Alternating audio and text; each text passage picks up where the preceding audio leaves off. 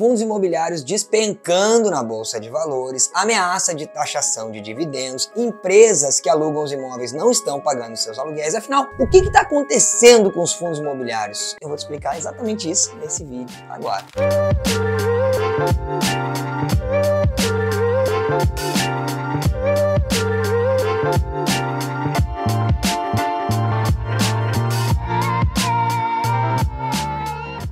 E aí, pessoal inteligente, tudo bem? Seja muito bem-vindo ao meu canal. Meu nome é Luciano Fernandes e eu trabalho com investimentos, com educação financeira, com desenvolvimento pessoal, e são essas coisas que eu ensino aqui nesse canal. Se você gosta desse tipo de assunto, se você gosta de crescimento, se você gosta de caminhar em direção à sua liberdade, então se inscreve nesse canal aqui, já dá o like no conteúdo se você já conhece o conteúdo, tá bem? E é o seguinte, eu tenho recebido muitos pedidos para falar sobre isso. Afinal, o que está acontecendo com os fundos imobiliários? Foi uma queda grande no mês passado e já vem caindo, né? E afinal, o que está acontecendo? Eu vou explicar tudo para você aqui de uma maneira simples, sem economês complicado demais, ok? Bom, a primeira coisa que a gente vai entender é olhar esse gráfico aqui e ver a partir desse momento que eu marquei aí, em novembro de 2022, você vê que tem uma queda um pouco maior dos fundos imobiliários. Por quê? O que aconteceu? É isso que eu quero falar aqui para você. Vamos lá. A primeira coisa que a gente tem que entender é que os fundos imobiliários, normalmente, ao longo dos últimos anos, dos últimos 3 décadas aí que existe fundo imobiliário, eles trabalharam mais ou menos ao contrário da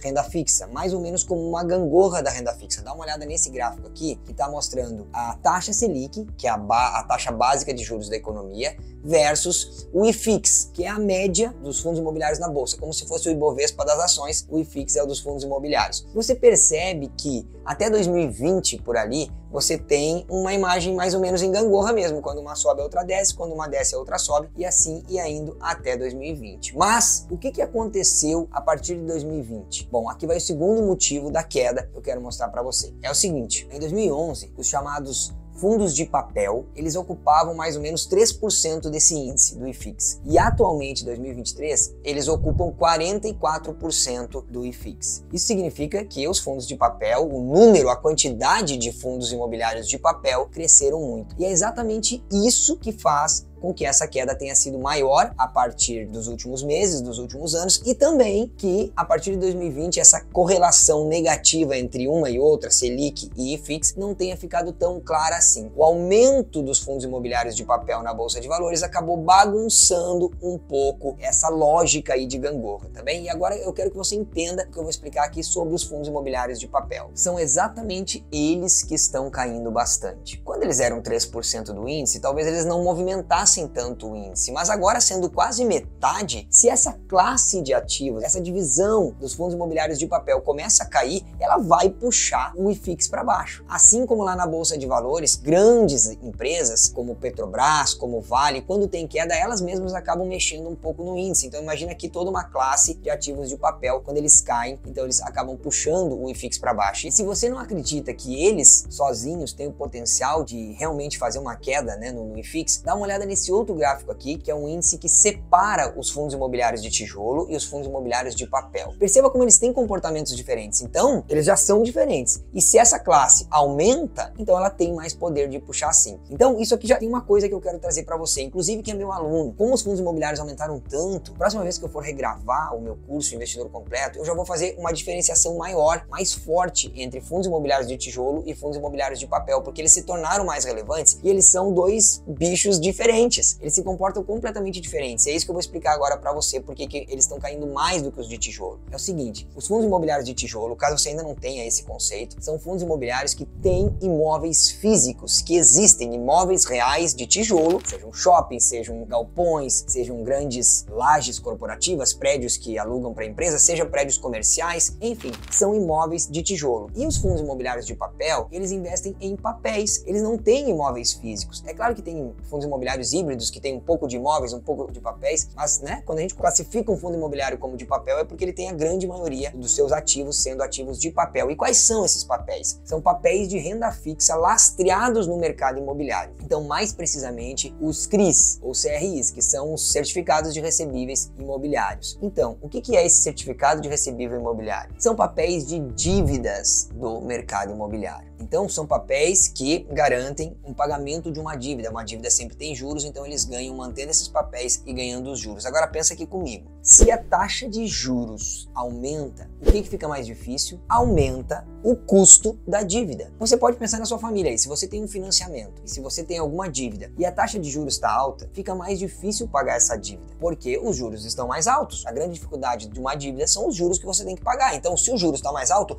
o custo da sua dívida aumentou e aí fica mais difícil de você pagar. Então, quanto mais aumenta os juros, mais as pessoas e também as empresas deixam de pagar os seus compromissos. Então, quando a taxa de juros está alta e está alta há um bom tempo, pode ser que as empresas comecem a ter dificuldade para pagar suas dívidas. E os fundos imobiliários que detêm os papéis acabam sofrendo também. Você vê aí nessa notícia da InfoMoney que os FIIs de papel caíram até 18% nos últimos meses, aí no último mês, após uma série de atrasos no pagamento dos CRIs por parte das empresas. Dá uma olhada nesse gráfico aí só para você ver o desempenho do IFIX em março, que foi quando os fundos de papel mais sofreram. Então, além da queda geral dos fundos imobiliários de papel, ainda tem aqueles que sofreram mais. Eu vou citar 4 aqui para você: o TORD 11, VSLH 11, HCTR 11 e DEVA 11. O que acontece com esses, por exemplo? Eles são os que têm maior concentração dentre os seus ativos de CRIs daquelas empresas que deram mais o calote, que não conseguiram pagar. Então é por isso que você tem que analisar bem um fundo imobiliário de papel antes de comprar. Você tem que ver quais são os papéis e quem são as empresas e como estão essas empresas. É mais difícil analisar um fundo imobiliário de papel, sim. Agora, vamos lá. Se é mais complexo de analisar, se ele acaba sofrendo mais essa influência da renda fixa e dos juros e tal, por que afinal os fundos imobiliários de papel são os mais procurados atualmente? Ora, é o que eu sempre digo.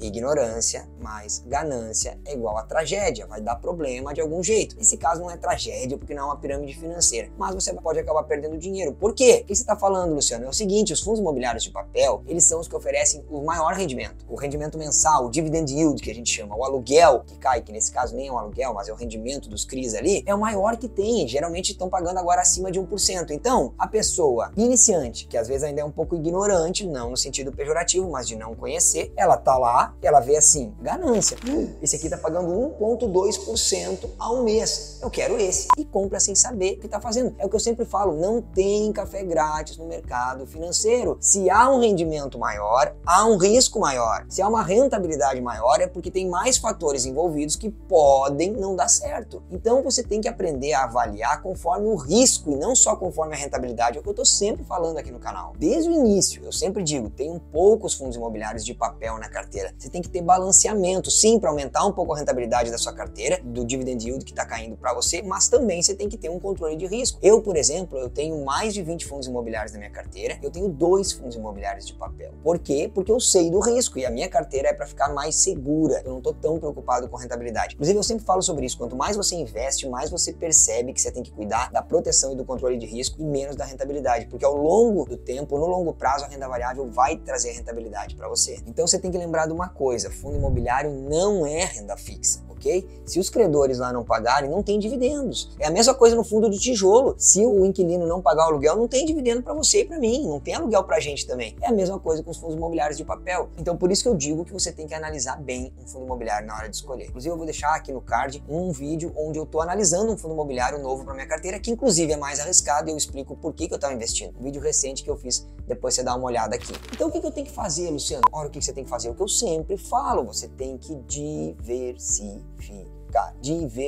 Já pensa na palavra, nas sílabas da palavra, quando sendo classes de ativos. Diversificar. Analisa bem um fundo imobiliário que tenha um controle de risco melhor, com um que seja um pouco mais arriscado. Aí você vai jogando e montando a sua carteira. E o que você tem que avaliar em fundos imobiliários? Também rentabilidade versus risco. Por exemplo, se um fundo imobiliário tem vários imóveis, tem vários inquilinos, tem imóveis em várias regiões, é o que a gente chama de multi-imóvel, multi-inquilino, multi-regiões, são fundos imobiliários que eu gosto. Por quê? É menos arriscado do que aquele fundo imobiliário que tem um imóvel com um inquilino. Você sabe, se aquele inquilino deixar de pagar, acabou. Não tem mais renda nem para você, nem para mim, nem para o fundo imobiliário. Então o que você tem que fazer agora? Caso você esteja sofrendo bastante com essa queda dos fundos imobiliários, você tem que reavaliar a sua carteira. pegar fundo por fundo e dar uma olhadinha e dar uma estudada e ver se algum faz sentido, tá muito arriscado, tira ele da carteira, coloca um mais seguro, não tem problema agora se perder um pouquinho, vende do jeito que tá, você não pode continuar correndo risco. Eu vou esperar recuperar, mas e se não recuperar agora, você continua perdendo, é o que eu sempre falo, você tem que ter estratégia. Se alguma coisa não tá mais legal para sua carteira, você tira, não importa se você tá perdendo agora, é um controle de risco para você não perder mais. Eu tenho que parar de comprar fundo imobiliário. Não, você vai comprar outros, assim como eu estou comprando. Eu estou aumentando a minha posição de fundos imobiliários. Eu tinha o mesmo peso de fundos imobiliários e ações na minha carteira e agora eu estou aumentando o peso de fundos imobiliários porque eu estou percebendo o bom momento para comprar, mas sem ganância e sem ignorância, olhando com controle de risco e olhando com conhecimento, é o que eu sempre falo. E além de reavaliar a sua carteira de fundos imobiliários, nunca deixe de investir também em outras classes de ativos, como ações, renda fixa, ok? É o que eu gosto de ter na minha carteira, renda fixa, ações, fundos imobiliários e ativos americanos, que eu tenho falado bastante aqui no canal também. Mas agora eu quero saber de você. Você foi pego por essa queda dos fundos imobiliários aí? Você realmente ficou nervoso? Só ficou nervoso quem tava com muito peso de fundos imobiliários de papel. Pensa, se a sua carteira deu uma queda violenta, então é porque você andava arriscado demais. Não percebeu isso, foi ganancioso talvez, quis um dividend yield maior, mas tem saída para você. Você pode agora diversificar e não correr tanto risco assim nas próximas vezes que tiver uma queda. E me conta aí, você que foi pego por essa queda, você teve de fato uma queda grande, ficou nervoso, ficou assustado? Quais eram os fundos imobiliários de papel que você tinha em carteira? E qual outro fundo imobiliário que você acha que é bom? Fala aqui no comentário que a gente vai interagir ali junto. Assim você pode também aprender e ensinar aqui nos comentários, tá bom? Monte uma carteira de fundos imobiliários com estratégia, com conhecimento e com controle da sua ganância. E pense nisso, seja inteligente. Te vejo no próximo vídeo. Tchau!